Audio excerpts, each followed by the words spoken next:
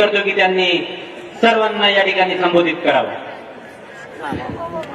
नमस्कार. नांदेड वाघाळा महानगरपालिकेच्या निमित्ताने आज प्रभाग क्रमांक 19 आणि 20 ची ही संयुक्तिक सभा आहे. ज्यांच्या अध्यक्षतेखाली आज ही सभा होतीये ते आमचे सन्माननीय प्रदेश अध्यक्ष रविदादा चव्हाण.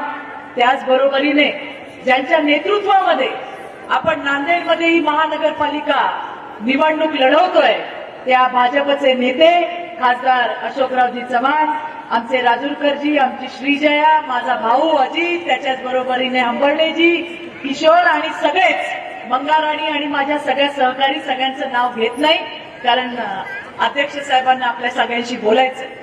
आज मला इतका आनंद झाला की आता वाजलेत रात्रीचे किती वाजलेत बघा, 7:30 व्हायला आले. पण आज महिला इतक्या मोठ्या संख्येने या ठिकाणी बसल्या आणि अजित मला सांगायचंय, ज्या उमेदवाराच्या पाठीशी महिला त्याचा नंबर येतो पहिला. आणि त्यामुळे ज्या विश्वासाने या सगळ्या इथं मायमाऊल्या बसल्या तुमचा मनापासून मी आभार मानते. मैत्रिणींनो, आपल्या सगळ्यांना आभार मानले पाहिजे महामानव डॉक्टर बाबासाहेब आंबेडकरांचे. त्यांना विसरू नका. ते नसते तर तुम्हाला आणि मला कोणी विचारलं नसतं. श्रीजया तू सुद्धा आमदार झाली नसती आणि मी सुद्धा आमदार झाले नसते. आज एवढ्या महिला आपल्या नगरसेविका होणार आहेत. हे कोणाचं देणं आहे? हे महामानव डॉक्टर बाबासाहेब आंबेडकरांचं देणं आहे. त्यांना कधी विसरू नका. त्यांनी या महिलांना पुढे आणलं, यांना मेन स्ट्रीम मध्ये आणायचं काम केलं. आपल्याला मतदानाचा अधिकार दिला मैत्रिणींनो, नाहीतर आपल्याला कोणी सुद्धा विचारलं नसतं. आपल्याला मतदानाचा अधिकार दिला, आपण मतदान करत राहिलो. कित्येक प्रधानमंत्री आले, कित्येक मंत्री आले आणि गेले. अगं तुमच्या माझ्यासाठी कोणी विचार केला? तुम्ही आठवा जरा थोडंसं मागे जा. जेव्हा आपण लहान होतो कुठे जायचो? टॉयलेट होते का आपल्याकडे? संडास होते का? अगं होते का नव्हते? आणि कुठे जायचो? लोटे घेऊन रस्त्यावर जायचो का नाही? शेताच्या कडेला जायचो, रस्त्यावर जायचो. रविदादा गाडी आली का उभे राहा आणि गाडी गेले का खाली बसा. हे त्या मायबाऊल्यांनी केलं कारण टॉयलेटच नव्हते. आणि जेव्हा मोदीजी आले, मोदीजी म्हणले काय करायचं? माझ्या देशाची इज्जत, घरची इज्जत कोण असते का? बाई का बाबा? कोण असते? आणि ते म्हणले की माझ्या या देशातल्या घरातली इज्जत ही फक्त त्यांच्या घरातली इज्जत नाही, माझ्या देशाची इज्जत आहे.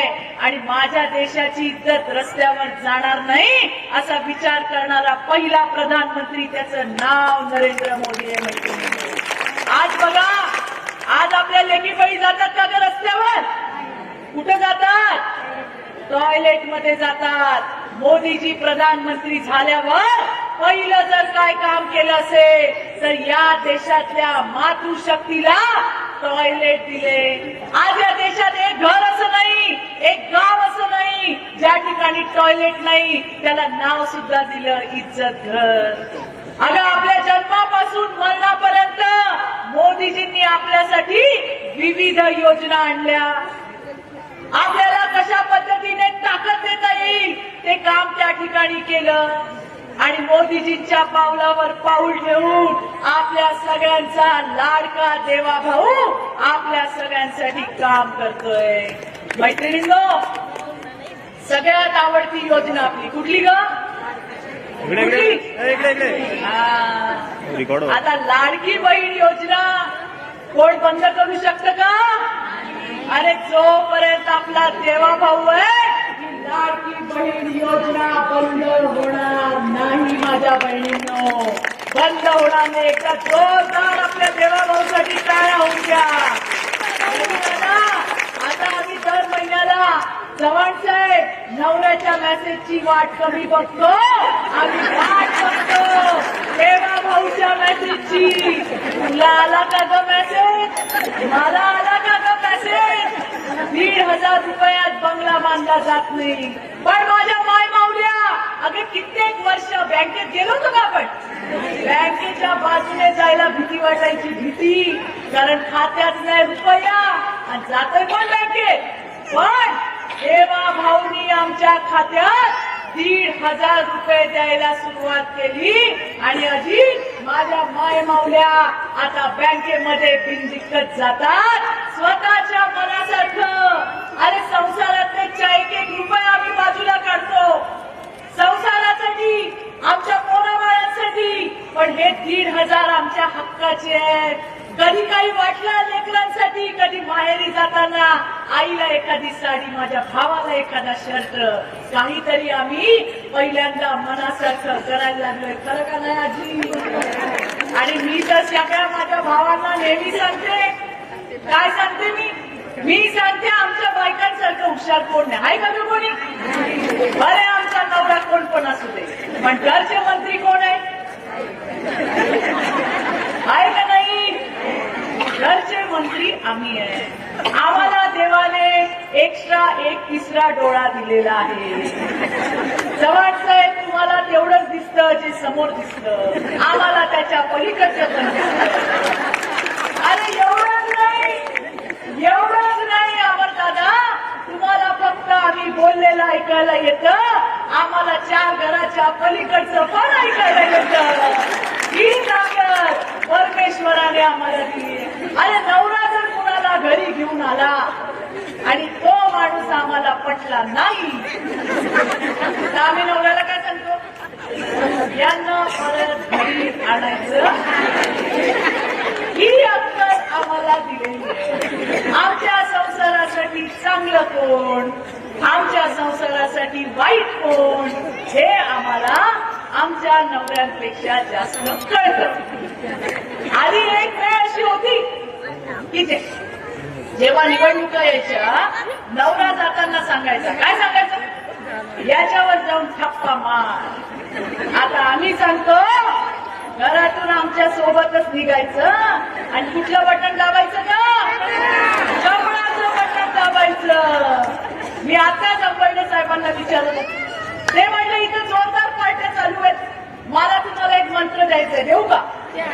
देऊ का? कराल ना? ऐकाल माझं? आता काय चालू आहे? निवडणुका चालू आहे, सगळीकडं पार्ट्या चालू आहेत ना. ज्या दिवशी नवरा म्हणेल की आज काय मी जेवायला येत नाही, तुम्ही समजून जा तो गेलाय कुठं पार्टी करायला, त्याला जाऊ द्या. घरी आल्यावर एक माझा मंत्र त्याच्या कानात फुकार का नाही? त्याला म्हणा, खा कुणाचं पण मटण, पण दाब कमळाचं बटन. जमेल का नाही जमेल? हा मंत्र 15 तारखेपर्यंत उठवायचा.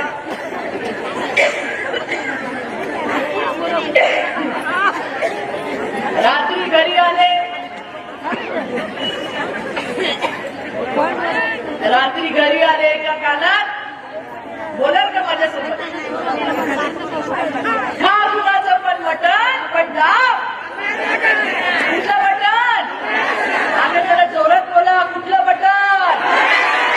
सकाळी चहा द्यायला जाल तेव्हा पण खा कुणाचं पण मटण, दाब कमळाचं बटन. म्हणून जरी कुठे जाऊन मटण खाऊन आला असेल, पण जेव्हा जाईल तिकडे ईव्हीएमच्या मशीनवर डोक्यात असेल मटण, पण त्याला दिसेल कमळाचं बटन. एवढं लक्षात ठेवा. आणि महिलांची ताकद प्रचंड आहे चव्हाण साहेब, प्रचंड ताकद आहे. आणि त्यामुळे मला माझ्या माय माऊलींवर विश्वास आहे. जो आपल्यासाठी करतो त्याच्यासाठी आपण उभं राहायला पाहिजे. मला हाच चव्हाण साहेबांना सांगायचंय, अतिशय चांगला असा संकल्पनामा तुम्ही बनवलाय. या नांदेडला गतिमान नांदेड करण्याचा जो तुम्ही संकल्प घेतलाय, त्याला इथल्या माय मावल्या आणि जनता जनार्दन साथ दिल्याशिवाय राहणार नाही. कोण काय बोलतंय तिकडे लक्ष देऊ नका. आपला भाऊ देवा भाऊ आहे, जो खंबीर आहे सगळ्यांना उत्तर द्यायला, आणि उत्तर तोंडाने नाही कामातून देणारी भारतीय जनता पार्टी आहे. लक्षात ठेवा. जेवढा चिखल तुमच्यावरती उडेल चव्हाण साहेब, चिखलामध्येच कमळ आणखी डौलदार उभं राहतं. हे सुद्धा सगळ्यांनी लक्षात ठेवा आहे मला सांगायचंय. माय माऊल्यांनो, तुमचे मनापासून मी आभार मानते की मोठ्या संख्येने तुम्ही सगळ्याजणी इथं जमलात. पण 15 तारखेपर्यंत आपलं व्रत चुकवायचं. आपली निशाणी जरा हात वर करून एकदा जोरदार आवाज द्या. भारत माता की, भारत माता की. वंदे भारत, भारतीय जनता पार्टीचा चप्पा चप्पा भाजपा, चप्पा चप्पा. आणि मला आज विरोधकांनाही सांगायचंय, तुम देख लेना आंखों से और हम जीतेंगे लाखों से. धन्यवाद. जय हिंद, जय महाराष्ट्र.